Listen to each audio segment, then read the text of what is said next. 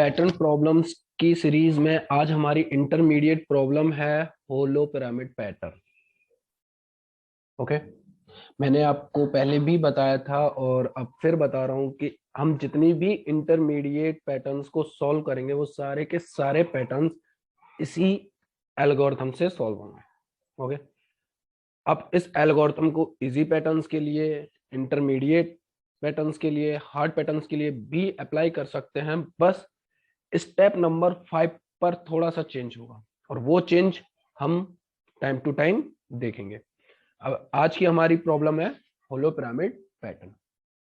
तो हम फॉलो करते हैं अपनी एल्गोरिथम को और हमारी एल्गोरिथम का स्टेप नंबर 1 है काउंट द नंबर ऑफ रोज। तो हमें अपने पैटर्न के अंदर नंबर ऑफ रोज काउंट करने हैं कि कितने रोज प्रिंट हो रहे हैं हमारे पैटर्न के अंदर। तो चलिए काउंट कर लेते हैं।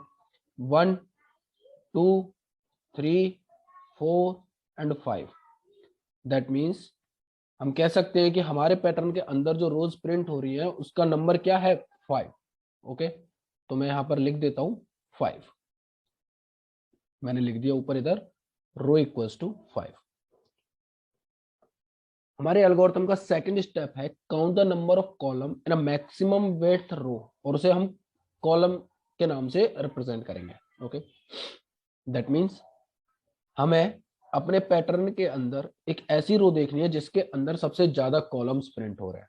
कॉलम्स को अगर हम काउंट करें तो वो जो काउंटिंग होगी वो क्या होगी? हमारे कॉलम की वैल्यू। ओके, तो चलिए काउंट करते हैं। हमारे इस पैटर्न के अंदर जो लास्ट रो है उसके अंदर सबसे ज्यादा कॉलम प्रिंट हो गए।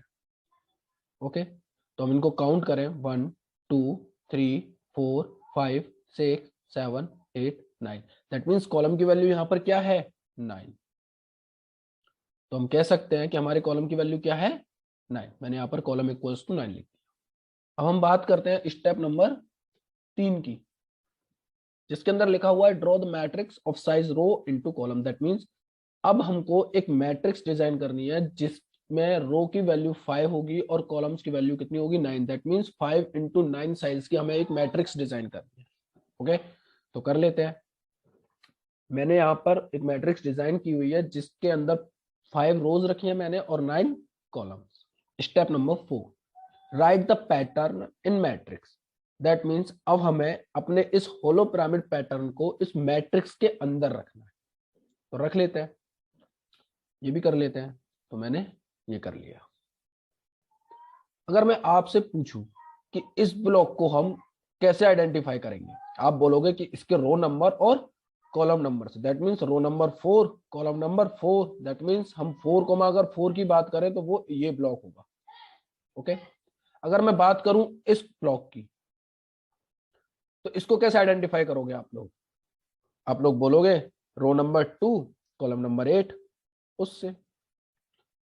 दैट मीन्स इस मैट्रिक्स के अंदर प्रेजेंट हर एक ब्लॉक का अपना एक यूनिक रो नंबर और कॉलम नंबर होगा जिसकी मदद से हम उस ब्लॉक को आइडेंटिफाई कर सकेंगे।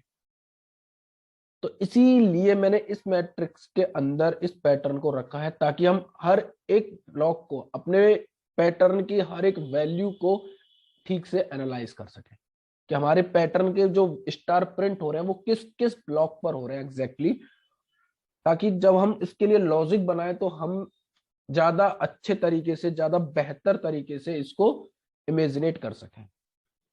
ओके, स्टेप नंबर 5, जिसके अंदर लिखा हुआ है analyse the pattern and right a pseudo logic. That means अब हमें इस पैटर्न को एनालाइज करना है और एक लॉजिक के साथ हमें इस एनालाइजिंग को खत्म करना है ताकि उस लॉजिक को हम अपनी प्रोग्रामिंग लैंग्वेज के अंदर कन्वर्ट कर सकें। ओके, अगर मैं आप लोगों को बोलूं कि हमारी ये जो प्रॉब्लम है वो 2 पार्ट्स में डिवाइडेड है, कौन कौन से 2 पार्ट? पहला पार्ट तो ये जहां पर व्हाइट स्पेस है अपने पैटर्न के स्टार्टिंग में, ये वाला। और दूसरा पार्ट ये जो हमारी पैटर्न प्रिंट हो रही है वो।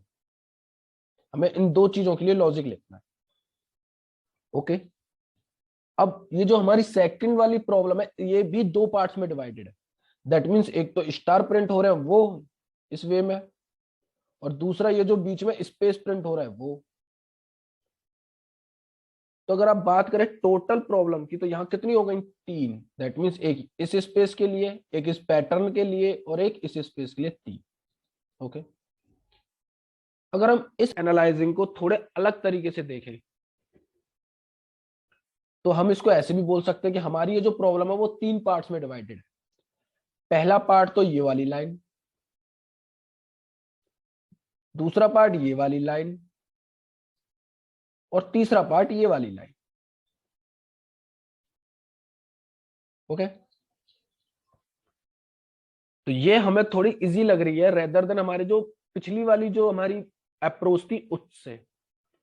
ओके, तो चलिए हम एक एक करके इसको एनालाइज करते हैं।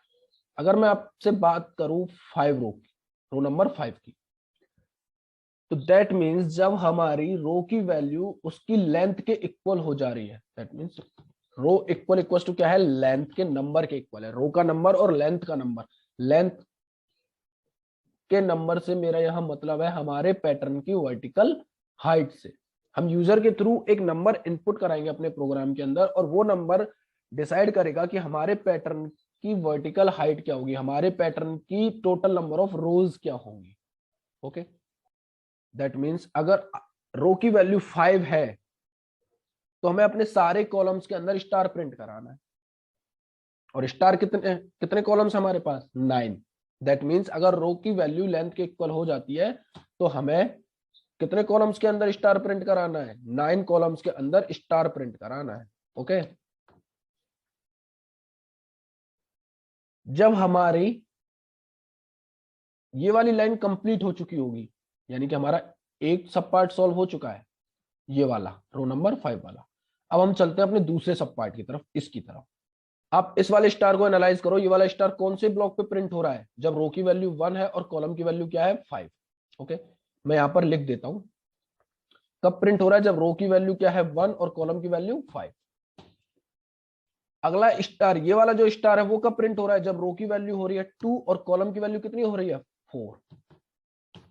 सिमिलरली थर्ड रो का थर्ड एलिमेंट, फोर्थ रो का second block and fifth row का फर्स्ट ब्लॉक। ये वो ब्लॉक है जिन पर हमारी सेकंड सब प्रॉब्लम के स्टार्स प्रिंट हो रहे हैं। ओके, तो हमको इस इन आई और जे के फॉर्मेट में जो हमें एड्रेस दिख रहे हैं हर एक ब्लॉक के, उनमें क्या हमें कुछ रिलेशन मिल रहा है, जी बिल्कुल। और वो रिलेशन क्या है, वो रिलेशन ये है कि अगर हम इनका सम करें तो वो क्या आ रहा है, 6। और ये 6 कैसे आ रहा है, जो हमारे लेंथ की वैल्यू है उसमें +1 करके, और हमारे लेंथ की वैल्यू इस पैटर्न के अंदर कितनी है, 5। दैट मीन्स हम एक और कंडीशन बोल सकते हैं यहां पर कि जब हमारी रो की वैल्यू प्लस कॉलम की वैल्यू ये दोनों किसके इक्वल हो, हमारे लेंथ +1 के इक्वल हो, तो हम बोल सकते हैं कि यहां पर स्टार प्रिंट होना चाहिए। ओके, हमने सेकंड सब प्रॉब्लम भी सॉल्व कर ली। अब हम बात करते हैं अपने लास्ट सब प्रॉब्लम, और वो क्या है, ये वाली लाइन। कौन सी वाली लाइन, ये वाली लाइन। ओके, तो मैं यहां पर एक फॉर्मूला लिख रहा हूं, आप उस फॉर्मूले को देखिए। Length plus row number -1। Okay, अब मैंने लेंथ की वैल्यू हमारे इस पैटर्न के अंदर क्या है, 5 प्लस रो नंबर 1, हम पहली रो पर गए, -1। इसको सॉल्व करने पर क्या मिला हमें, हमको मिलता है 5। दैट मीन्स जब रो की वैल्यू 1 है और कॉलम की वैल्यू 5 है, जो हमारी इस फॉर्मूले से निकल करके आई है, तब स्टार प्रिंट हो रहा है, हो रहा है। अगेन हम गए रो नंबर 2 पर, यानी कि लेंथ प्लस रो नंबर क्या है, 2 - 1, क्या आया, 6। ओके, हमारा जो अगला स्टार प्रिंट हो रहा है, क्या वो सेकंड रो के 6 कॉलम पे प्रिंट हो रहा है, जी बिल्कुल। इसी तरीके से थर्ड रो पर जो कॉलम की वैल्यू है, क्या वो ये है, 5 + 3 8 - 1 7, जी बिल्कुल यही है। तो हम बोल सकते हैं कि हमारी ये जो लास्ट वाली सब प्रॉब्लम है उसमें जो स्टार प्रिंट हो रहे हैं वो इस फॉर्मूले की मदद से हो रहे हैं। ओके, तो हमें हमारे तीनों सब प्रॉब्लम्स का लॉजिक मिल गया। एक लॉजिक ये, एक ये और एक ये, तीन सब प्रॉब्लम, तीन लॉजिक, हमारी प्रॉब्लम सॉल्व। ओके, तो चलिए अब इन लॉजिक्स को हम अपनी प्रोग्रामिंग लैंग्वेज के अंदर कन्वर्ट करते हैं, क्योंकि हमारा जो लास्ट स्टेप है एल्गोरिथम का वो यही कहता है convert the logic into a programming language. मैंने अपने इस प्रोग्राम के अंदर हेडर फाइल को इंक्लूड कर लिया है, जिनकी मदद से मैं लाइब्रेरी फंक्शंस जैसे कि printf, scanf, getch और बहुत सारे लाइब्रेरी फंक्शंस होते हैं, और हर एक लाइब्रेरी फंक्शन के लिए एक अपनी अलग हेडर फाइल होती है। तो मैं यहाँ पर जिन जिन लाइब्रेरी फंक्शंस को यूज करूंगा उनके लिए मैंने हेडर फाइल्स का यूज कर लिया है। उसके बाद मैंने लाइन नंबर 5 पर इंटीजर टाइप के कुछ वेरिएबल्स को डिक्लेयर किया है, जिनमें एक है लेंथ, और उस लेंथ वेरिएबल के अंदर मैं लाइन नंबर 8 पर यूजर के थ्रू एक इंटीजर वैल्यू रिकॉर्ड करवा रहा हूं, ताकि हम अपने पैटर्न की जो वर्टिकल हाइट है उसको डिसाइड कर सके अकॉर्डिंग टू यूजर। ओके, चलिए, तो हमारा सबसे पहला काम क्या है, रो के अंदर जाना। हम गए, रो की वैल्यू 1 से स्टार्ट हुई और टोटल रोज कितनी है, जितनी की लेंथ की वैल्यू है। ओके, हम गए। अब पहली रो के अंदर हमें सारे के सारे कॉलम्स को ट्रेवर्स करना है, और हमारे कॉलम की क्या वैल्यू थी, 9। और वो 9 कैसे आया था, वो 9 आया था 2 इंटू लेंथ माइनस 1, यानी कि जब लेंथ की वैल्यू 5 है तो 2 5 10, 10 माइनस 1 9। ओके, तो मैं यहाँ पर कॉलम्स के लिए लूप लिख देता हूं।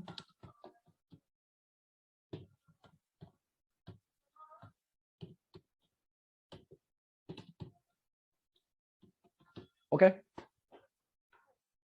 अब हमारा जो पहला लॉजिक है हम उसको यहां कन्वर्ट करते हैं। पहला लॉजिक क्या था कि जब रो की वैल्यू लेंथ के इक्वल हो तब स्टार प्रिंट हो। ओके, तो मैं लिख देता हूं इफ, सॉरी मैंने यहां पर आई और जे ले लिए हैं, इनको रो कॉमा कॉलन होना चाहिए था, तो मैं यहां पर इनको रिप्लेस कर देता हूं, और आप लोग भी अपने अपने प्रोग्राम के अंदर इनको कन्वर्ट कर लेना।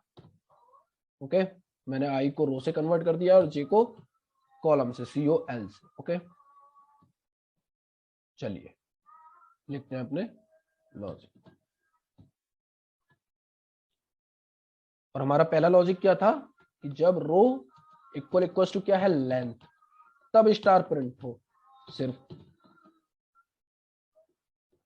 ओके, वरना क्या प्रिंट हो, व्हाइट स्पेस, क्योंकि हमें उसके अलावा और कुछ नहीं चाहिए। उसके अलावा हमें क्या चाहिए, सिर्फ स्पेस चाहिए। ओके, तो जब हमारा लूप लाइन नंबर 11 पे है, वो क्या कर रहा है, सारे के सारे कॉलम्स को ट्रेवर्स कर रहा है। एक बार हमने एक रो के सारे कॉलम्स को ट्रेवर्स कर लिया, उसके बाद हमें क्या करना है, अगले रो के कॉलम्स को ट्रेवर्स करना है, यानी कि हमें अगली रो पर जाना है, और उससे पहले हमें अपने कर्सर को न्यू लाइन पर ले जाना होगा, और उसके लिए मैं यहाँ पर क्या यूज कर रहा हूँ, new line escape sequence. Okay, अब मैं इस प्रोग्राम को रन करके देखता हूँ। मैंने इसको रन किया। ओके, रन हो रहा है, हुआ 5। सी, इसने हमें एक हॉरिजॉन्टल लाइन दे दी जिसकी विड्थ कितनी है, जिसके अंदर कितने कॉलम्स प्रिंट हो रहे हैं, 9। आप इनको काउंट करके देख सकते हैं। ओके, हमने अपने प्रोग्राम के अंदर अपनी पहली सब प्रॉब्लम का जो लॉजिक था उसको कन्वर्ट कर दिया है। अब हम सेकंड सब प्रॉब्लम के लॉजिक को लिखेंगे यहाँ। और सेकंड सब प्रॉब्लम का लॉजिक क्या था कि जब रो और कॉलम को हम जोड़ दें, रो की वैल्यू और कॉलम की वैल्यू को जोड़ दें, तो वो लेंथ प्लस 1 हो जाना चाहिए। तो लिख देते हैं यहाँ पे, और row plus column equal equal to क्या है, लेंथ की वैल्यू प्लस 1 है, तो क्या प्रिंट हो, स्टार, वरना व्हाइट स्पेस। ओके, मैंने इसको सेव किया, execute, compile and run, and मैंने इनपुट दिया 5। सी, इसने हमारे दो सब प्रॉब्लम्स का सॉल्यूशन हमें दे दिया, क्योंकि हमने दो ही सब प्रॉब्लम्स के लॉजिक को अभी तक अपने लैंग्वेज के अंदर लिखा था। अब हम बात करें अपने तीसरे और सबसे लास्ट सब प्रॉब्लम के लॉजिक की, तो वो क्या था कि जब कॉलम की वैल्यू क्या हो, लेंथ प्लस रो माइनस 1, तब स्टार प्रिंट हो। चलिए इसको भी लिख देते हैं, और length column equal equal to क्या है, length plus row minus 1। Okay, मैंने अपने प्रोग्राम को सेव किया, एग्जीक्यूट, कंपाइल एंड रन, मैंने इनपुट दिया 5 एंड C। इसने हमें हमारा होलो पिरामिड पैटर्न डिजाइन करके दे दिया। चलिए हम एक और इनपुट के लिए ट्राई करते हैं। मैंने दिया 12। सी, इसने मुझे 12 वर्टिकल हाइट के लिए 12 रोज के लिए पैटर्न को प्रिंट कर दिया। ओके, अब मैं एक और फाइनल इनपुट ट्राई करता हूं। अगर ये उस पर भी वर्क कर गया तो हम इस लॉजिक को यूनिवर्सल लॉजिक घोषित कर देंगे। ओके, 25 पर भी ये वर्क कर गया। दैट मीन्स होलो पिरामिड को डिजाइन करने के लिए जो हमने ये लॉजिक लिखा है वो लॉजिक हर सिचुएशन में वर्क करेगा। ये लॉजिक बस जो हमारी वैल्यू है, जो हमारे पैटर्न की रिक्वायर्ड वैल्यू, दैट मीन्स जो लाइन नंबर 15 पर हम प्रिंट करा रहे हैं, ये सिचुएशन, ये केस टू केस बदलती होगी। ओके, उम्मीद है आपको ये वीडियो समझ में आई होगी, आपको ये लॉजिक समझ में आए होंगे। मिलते हैं अगले लेक्चर में अगले इंटरेस्टिंग पैटर्न्स के साथ। Thank you guys.